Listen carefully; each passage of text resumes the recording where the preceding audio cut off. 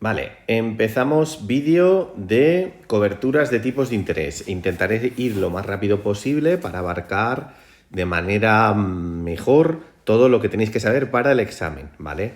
Los temas 31 y 32 del módulo de comercialización incluyen swaps, que son interest rate swaps, divisas, y también el tema 12 de economía habla sobre los derivados en general, ¿vale? Aquí se habla sobre productos que comercializan las entidades financieras, ya más concretamente y en concreto la nuestra, ¿vale? Entonces, importante, ¿qué es el riesgo de interés? Pues es el riesgo que se deriva de fluctuaciones en los tipos de interés, de los activos y pasivos, ¿vale?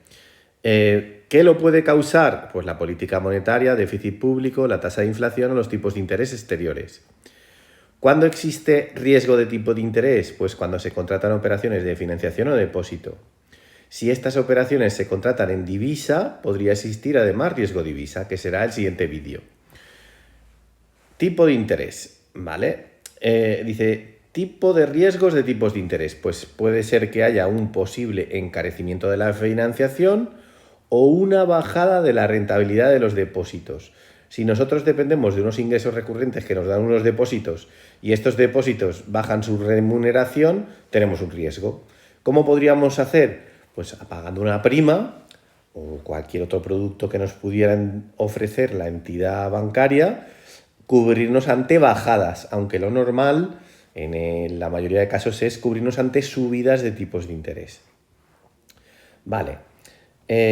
¿Cómo se pueden mitigar los riesgos de tipos de interés? Pues generalmente contratando derivados OTC, que sabéis que es over the counter, y son mercados mayoristas y no hay una cámara de compensación y son mercados regulados, ¿vale? Estos productos utilizados como instrumentos de cobertura permiten reducir o eliminar el impacto en la cuenta de resultados de la compañía, ¿vale? De una evolución adversa de tipos de interés. Y ya os digo, tanto en operaciones de financiación como de inversión, ¿vale? Entonces, esto generalmente se hace con un CEMOF, un CSA, unos contratos marco, pero en el temario no entra. Vale. Cosas importantes. El riesgo de contrapartida del cliente se define como las pérdidas potenciales que se pueden derivar para la entidad comercializadora, en este caso nuestra entidad, por el incumplimiento de las obligaciones asumidas por el cliente, ¿vale? Esto sería riesgo de contrapartida cliente. El riesgo de contrapartida está asociado con el valor de mercado durante la vida de la operación, ¿vale? La cantidad de vida por el cliente coincide en cada momento con el coste de reposición de las operaciones para la entidad comercializadora, ¿vale? Para nuestra entidad. Y el valor que pueden tener estas operaciones en el futuro no es conocido y dependerá cómo evolucione el precio del subyacente. Entonces, la exposición crediticia, ¿vale? Depende del valor actual de los riesgos que tengamos con ellos más el riesgo potencial. El valor actual es lo que se llama el net present value, ¿vale? Y es lo que perderíamos a fecha de hoy si la contrapartida hiciera default o dejase de pagar. Y el riesgo potencial que podríamos llegar a perder significa que podríamos llegar a perder más que el net present value, ¿vale? Si la contrapartida hiciera default en cualquier momento en el futuro. Dice, también conocido como Potential Future Exposure, es lo que se estima que puede llegar a perder durante la vida de la operación por encima del NPV para un nivel de confianza definido, ¿vale? Porque todo esto se hace generalmente con modelos matemáticos que conocéis, tipo VAR, etcétera, ¿vale? Principales ventajas de las coberturas que hay que saber aquí. Protegen ante oscilaciones de mercado, permiten gestionar mejor los presupuestos, estabilizan flujos de caja, limitan pérdidas potenciales y ponen freno al incremento de la carga financiera. Ventajas para la entidad comercializadora, pues ofrecen una elevada rentabilidad que revierte en resultados tanto en la oficina como comisión upfront en el momento de contratación. Permiten vincular cobertura de financiación y por ende cobertura de cobros y pagos. Al mitigar el riesgo de tipos de interés para el cliente, reducen el riesgo para la entidad comercializadora y luego al tratarse de productos de alto valor añadido mejoran la imagen de la propia entidad que los comercializa, en este caso nosotros, como entidad y de sus profesionales. Vale. También mejoran la calidad de riesgo del cliente. Nada, aquí seguimos, ¿vale? Dice, coberturas más habituales dentro de los swaps. Un swap es un intercambio. Se llama permuta financiera. Permutar, intercambiar, ¿vale? Un swap es un interest rate swap. Y entonces dentro de los swaps hay IRS pagador de fijo. Es decir, el cliente se compromete a pagar un tipo de interés fijo, ¿vale? Y no hay que liarse en nada más. Si el cliente paga fijo, el cliente recibe un variable, ¿vale? Lo contrario sería un IRS receptor de fijo. Si el cliente recibe fijo, paga variable, ¿vale? Recibe un interés fijo y paga un variable. Entonces es IRS pagador de fijo, el cliente paga fijo. IRS receptor de fijo, el cliente paga variable o recibe fijo, ¿vale? De aquí yo no me quedaría con mucho más. En el único caso, la única cosa que me quedaría es en un pagador de fijo, el cliente puede asumir riesgo de incurrir liquidaciones negativas como consecuencia del tipo de interés variable por debajo del fijo, ¿vale? Esto es importante porque por aquí te ponen una frase liosa y te lían. Entonces, el cliente puede asumir liquidaciones negativas si el tipo de interés es variable, está por debajo del fijo. Si alguien contrata un tipo fijo es porque espera que los tipos de interés van a subir, ¿vale? Pero ¿qué ocurre? Si los tipos de interés bajan, se ha equivocado y entonces esto genera liquidaciones negativas, ¿vale? Esto le pasó a muchos clientes porque en el año 2009, 2007, 2008, incluso en 2009 se pensaba que los tipos se iban a ir al 10%, mucha gente se cubrió en fijo y como los tipos llegaron a estar en negativo, pues claro, estaban pagando mucho dinero por la cobertura cuando en realidad los tipos habían bajado, ¿vale? Luego, el receptor de fijo lo que hace es recibir un fijo y pagar variable, ¿vale? Que esto no es lo habitual. Y en este caso también puede haber liquidaciones negativas, ¿vale? Puede haber liquidaciones negativas, pero en este caso porque el interés variable está por encima del fijo. Si os liáis, primero pensáis el que sabéis todos que es el IRS pagador de fijo y lo contrario es el receptor de fijo. Vale, un IRS con compra de flor, ¿vale? Esto te dice, un flor es un suelo, ¿vale? Y un cap es un techo. Entonces te dice, instrumento financiero por el que el cliente se compromete a pagar un tipo de interés fijo y si paga el fijo recibe variable.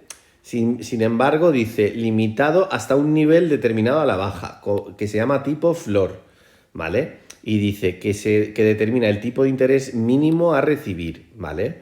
Entonces, el cliente tiene un IRS pagador de fijo y además se compra un flor para limitar lo máximo que va a pagar de tipo de interés variable, porque si... y poco más, ¿vale? Que va a recibir de variable, perdón. Entonces, este cliente tiene limitados al alza los tipos de interés y va a tener un mínimo de tipo de interés que va a recibir, ¿vale? Más cosas aquí. De nuevo, el cliente asume el riesgo de incurrir liquidaciones negativas como consecuencia de que el tipo de interés esté por debajo del fijo y hasta el tipo flor, ¿vale? Fijaros que es prácticamente como un pagador de fijo, pero digamos que se equivoca en él apuesta a subidas de tipos de interés, ¿vale? Entonces, apuesta a que van a subir los tipos de interés, pero finalmente bajan. Sabemos que aquí pierde dinero o le ha salido mal la cobertura. Pues le saldrá mal hasta un determinado nivel, porque él ha comprado un flor, ¿vale? Eso es lo que habría que saber.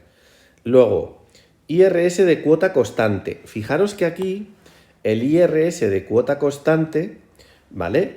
No estás cambiando tipos de interés fijos por variables o variables por fijos, sino que dice el instrumento por el que el cliente intercambia cuotas, ¿vale? El de cuota constante lo que haces es, tú tienes cuotas mixtas de tipo de interés y amortización variables por cuotas mixtas de interés y amortización fijas, ¿vale? O sea, lo que se trata aquí es de estabilizar la cuota, no tanto el tipo de interés. Entonces, este cliente siempre va a mantener la misma cuota de amortización y o interés a cambio de pues, el coste que tenga esta operación, ¿vale? Sería similar al IRS pagador de fijo, pero lo que haces aquí es estabilizar la cuota, ¿vale? Y dice, el cliente asume riesgo de incurrir liquidaciones negativas si la evolución de tipos de interés variables genera una cuota variable inferior a la cuota fija contratada. Nada, aquí está claro, es lo mismo que antes. Tú lo haces para que no se te dispare la cuota si suben los tipos de interés. Y lógicamente si bajan, pues te hubiera bajado la cuota y te hubieras beneficiado. Pero aquí estás cubriendo la cuota, ¿vale? En el IRS sin cuota, el IRS normal, la cuota que pagas final puede variar. En este caso no, ¿vale? Nada, aquí dice ventajas de este tipo de coberturas. Pues que el punto principal es que permite pasar a un tipo de interés variable a uno fijo o viceversa, para la cual se tiene en cuenta la favorable o desfavorable evolución de los tipos de interés. Mitiga subidas de tipos de interés o bajadas, esto sería de manera general, ¿vale? Así que aquí nada. Luego, vale, una de las cosas que tendríais que saber es que la liquidación del préstamo y la cobertura son independientes. Que es posible que en algún momento pues pudieras vender la cobertura si ganaras dinero y asumir el riesgo, ¿vale? Y nada, poco más. Del cross currency swap, ¿vale? Lo único que hay que saber es que es un instrumento financiero, puede ser cross currency swap comprado o vendido y puede ser de una divisa o de otra. Tú puedes comprar euros y vender dólares o al revés, ¿vale? Entonces te dice, sería como un swap en divisas. Entonces te dice, instrumento financiero que permite cubrir el riesgo de tipo de interés y el riesgo de tipo de cambio. Por el cliente, dice, por el que el cliente se compromete a pagar un tipo de interés fijo o variable, porque puede ser como un swap, ¿vale? Sin divisas, por un importe nominal expresado en la divisa 1 a cambio de recibir un tipo de interés variable o fijo sobre otra segunda divisa, divisa 2, ¿vale?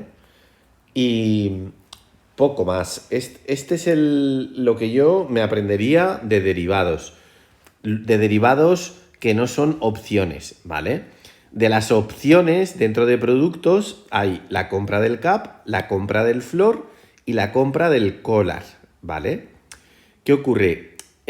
Un cap es un techo. Entonces aquí lo que estás apostando es a que van a subir los tipos de interés y entonces tú como máximo vas a pagar un tipo fijo.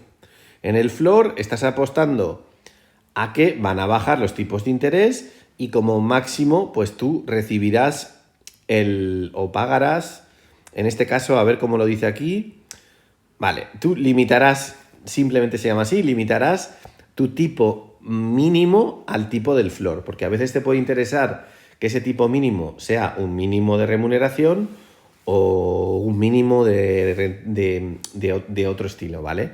Entonces, ¿qué cosas hay que saber? Que tanto el cap como el floor son derechos, ¿vale? Entonces aquí son derechos pero no obligaciones. Tú pagas una prima y entonces, como has pagado la prima, es como un seguro de hogar. Si no se te quema la casa, pues pierdes la prima, pero si se te hubiera quemado, pues ejercerías la opción. En el cap y en el floor pasaría lo mismo. En el collar hay una diferencia, ¿vale? Que por un lado compras un cap, pero el floor lo vendes, ¿vale? Entonces, dice,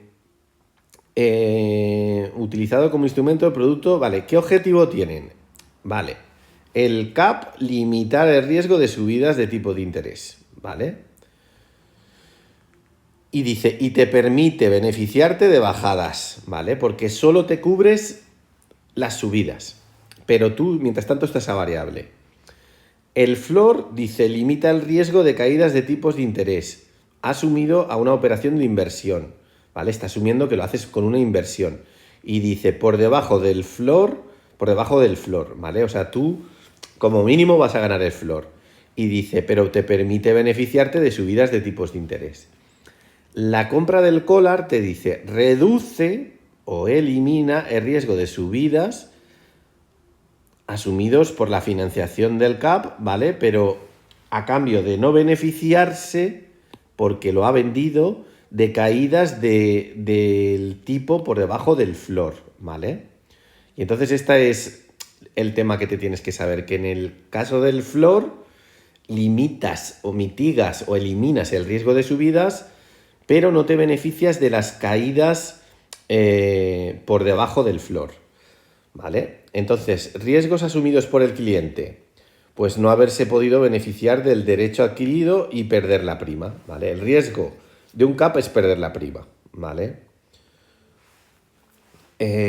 Luego, aquí lo mismo, perder la prima en el caso del floor, ¿vale? Y en el caso del collar, ¿qué riesgos asume el cliente? Dice, no haberse podido beneficiar del derecho adquirido y perder la prima si la hubiere, y en el caso de que el tipo de interés variable se mantenga por debajo del CAP contratado durante toda la vida de la operación, ¿vale? O sea, aquí si te dice, asimismo, el cliente asume el riesgo de incurrir liquidaciones negativas como consecuencia de la evolución de los tipos de interés variables por debajo del floor, ¿vale? Aquí el peligro está en que has vendido un floor, ¿vale? Y entonces aquí el cliente, como has vendido un floor, puedes llegar a tener liquidaciones negativas, ¿vale? Y entonces ese es el tema, ¿vale? Que dice que no te puedes beneficiar del derecho adquirido y perder alguna prima si es que la tuvieras, ¿vale? Que está claro que sería la compra Sabéis que un collar hemos dicho que es un CAP más la venta de un floor. Entonces, voy a ponerlo aquí, ¿vale? Yo compro un CAP y vendo un floor, ¿vale? ¿Qué ocurre? Si lo que vendo es igual a lo que compro, no puedo perder nada porque me ha salido la cobertura, entre comillas, gratis. Si lo que compro es mayor que lo que vendo, entonces la cobertura me ha costado un poco. Y si me equivoco en la operación, pues perdería ese poquito que he pagado porque me había cubierto un riesgo y al final no se ha externalizado, ¿vale? No se ha cumplido. En pocos casos, ¿vale? Podría darse que lo que vendes es mayor que el CAP. En este caso, pues podrías perder si te viniera un escenario adverso, ¿vale? Entonces, aquí lo único que hay, lo habitual es que el coste del CAP, ¿vale? Sea mayor que lo que recibes del floor, ¿vale? Entonces siempre tiene un coste y generalmente tiene un coste y este coste pues lo puedes perder si finalmente los tipos no suben, ¿vale? Luego, ¿quién es el público objetivo? Pues personas jurídicas con exposición al riesgo, empresas con endeudamiento o empresas con saldo en cuentas. Y luego lo único que hay que saber es que la herramienta por donde se contrata esto se llama DRV, ¿vale? Derivatives, ¿vale? De derivatives. Y poco más. Este sería nuestro vídeo, lo que tenéis que saber.